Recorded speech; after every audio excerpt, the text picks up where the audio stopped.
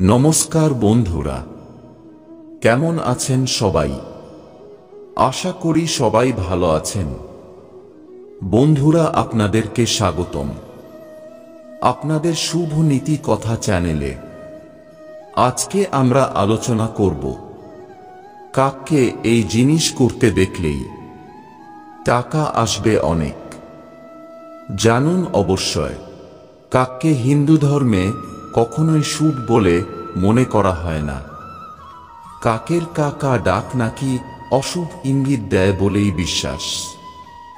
মনে করা হয় কাকের ডাক খারাপ কিছু ইঙ্গিত করে।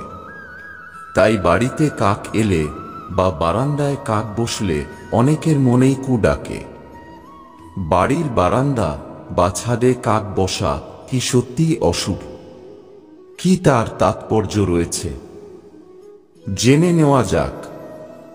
জ্যোতিষ মতে কাকের কিছু লক্ষণ আমাদের জীবনের জন্য শুভ, আবার কিছু লক্ষণ অশুভ বলে মনে করা হয়।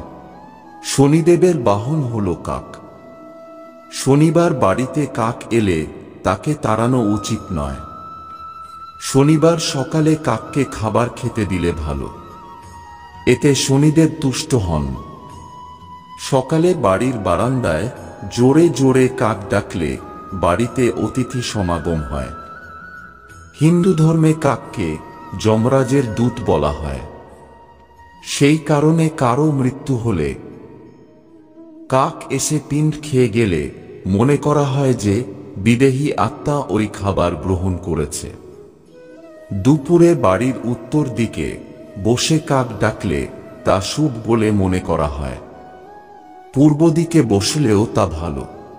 বাইরে বেরোনোর আগে যদি দেখেন বাড়ির জানলায় বসে কাক ডাকছে, তাহলে যে কাজের জন্য বাইরে যাচ্ছেন তা ভালো হবে।